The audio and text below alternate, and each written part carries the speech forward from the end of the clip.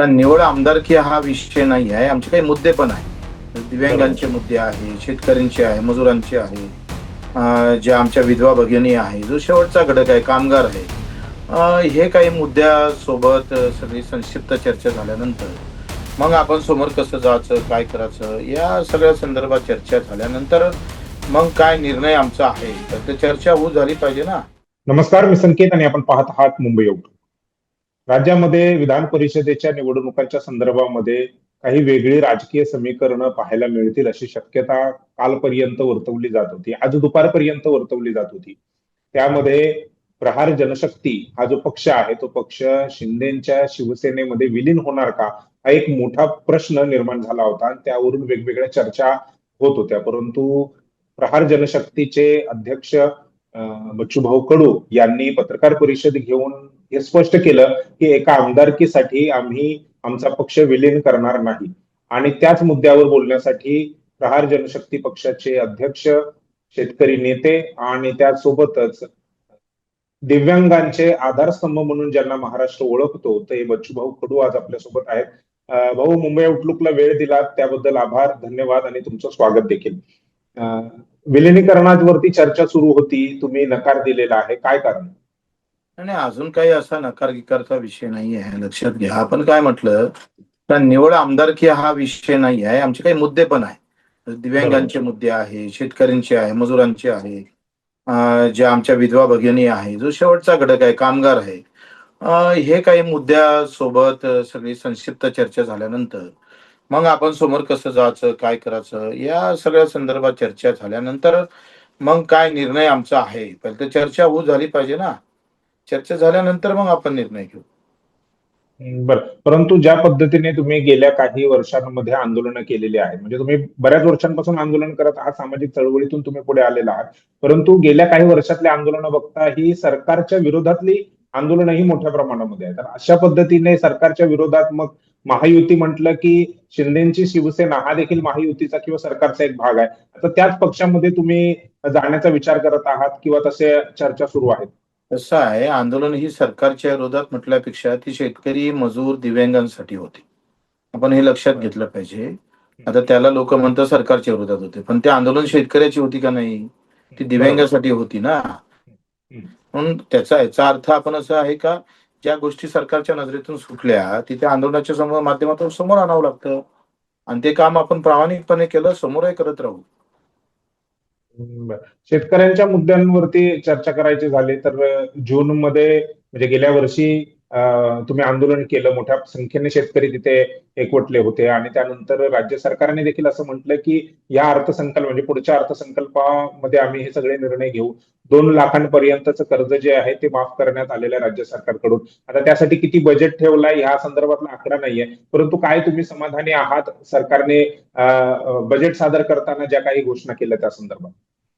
कसं आहे, शेतकऱ्याचा विषय आणि एका गोष्टीने समाधान होईल एवढा सोपा विषय नाही आहे.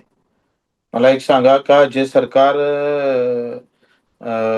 पळत होतं कर्जमाफीपासून, मुद्द्यापासून, त्या सरकारला आपण घोषणा करायला लावली का नाही लावली? हम्म. त्या आंदोलनाचा मोठा यश आहे का नाही आहे? हम्म. आता त्या घोषणेमध्ये काही त्रुट्या असू शकतात. त्या आहे, त्या दुरुस्त करायला लावू ना आपण.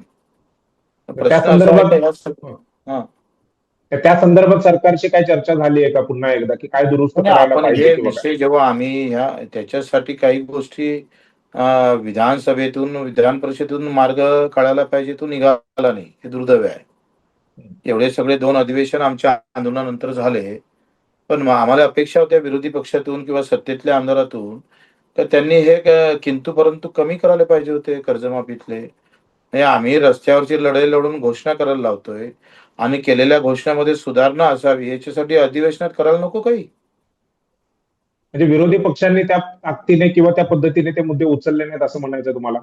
नाही, माझं हे म्हणणं आहे का अखेर या सगळ्याच्यावर गंभीर चर्चा होऊन मुख्यमंत्र्याकडून काही शब्द घ्यायला पाहिजे होते ना. अधिवेशन कशासाठी असतं सांगा बरं? बरोबर. अधिवेशन अधिवेशन तर हे जे अनउत्तरित प्रश्न आहे त्याला उत्तर घेण्यासाठीच असते का नाही? बरोबर.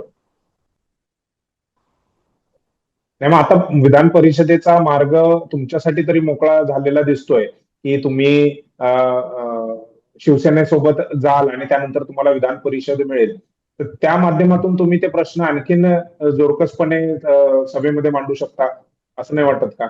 सध्या चित्र स्पष्ट नाही आहे, पण मी कुठेही असलो म्हणजे देशाच्या पातळीवर किंवा जगाच्या कुठल्याही टोकावर असलं तर शेतकरी, दिव्यांग, मजूर जो वंचित आहे, गरीब आहे, कष्टकरी आहे, कामकरी आहे, त्याच्यासाठी सातत्यानं उभं राहू आणि ते आमचा रक्तातला गुण आहे, तो जाणार नाही.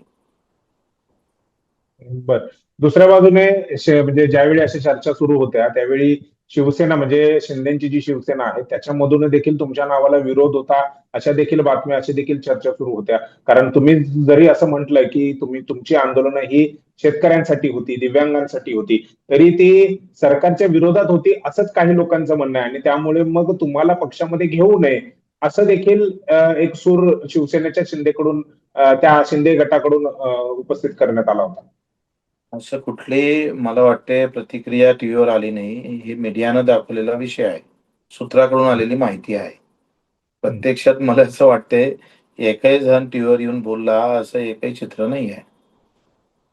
म्हणजे शिवसेनेकडून तुम्हाला पक्षामध्ये घेण्यासाठी, आमदारकी देण्यासाठी सगळं म्हणजे अनुकूल वातावरण आहे असं म्हणता येईल का मग? नाही, आता मला काही माहित नाही ना त्यांच्या त्यांच्या शिवसेनेमध्ये काय चाललं, कुठली चर्चा करत आहे. आपण काही तिथं हेर नाही, आपल्या तिथं काही आपला विषय नाही आहे. ते आता काय निर्णय घेते तो त्यांचा प्रश्न आहे.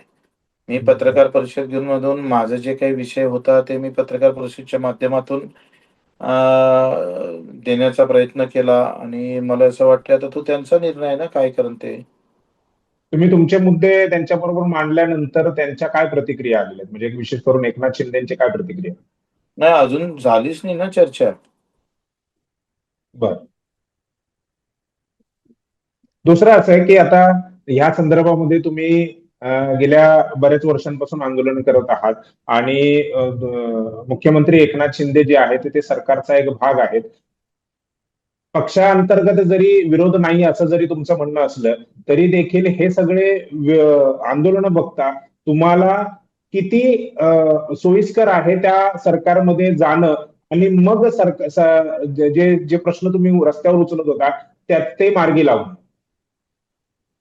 नाही, तुम्हाला माहित असेल मी उद्धव साहेबांच्या वेळेस मी राज्यमंत्री होतो बरोबर. आणि मी स्वतः दिल्लीच्या आंदोलनात मोटरसायकलनं सामील झालो होतो राज्यमंत्री असताना.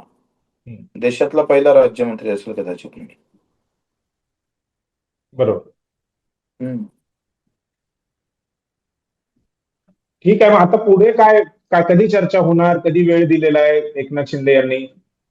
आता ते मी सांगू नाही शकत, ते तुम्ही त्यांना विचारलं पाहिजे कोणाला. तिथून ते सोर्सेस म्हणजे हा सगळा विषय आहे का नाही. आता मी सगळं स्पष्ट बोललेलो आहोत. आता हे सगळे तुमचे प्रश्न आहे ते त्या बाजूचे आहे. तुम्ही अशी देखील मागणी केल्याचे समजतंय की विदर्भाची जबाबदारी म्हणजे जर तुम्ही पक्ष प्रहार जनशक्ती पार्टी ही एकनाथ शिंदेच्या शिवसेनेमध्ये विलीन केली मला तर वाटतं विदर्भाची जेव्हापासून जबाबदारी बातम्या बातम्या आल्या तेव्हापासून मी पहिल्यांदाच बोलतोय तुमच्या समोर आणि हम्म. प्रेस समोर. बरोबर. मधातल्या काळात मी काही बोललो नाही. जे बोलायचं होतं ते मी प्रेस समोर बोललो आहे. बर, धन्यवाद. तर बच्चू कडू साहेब तुमचं आभार, धन्यवाद की तुम्ही वेळ दिलात.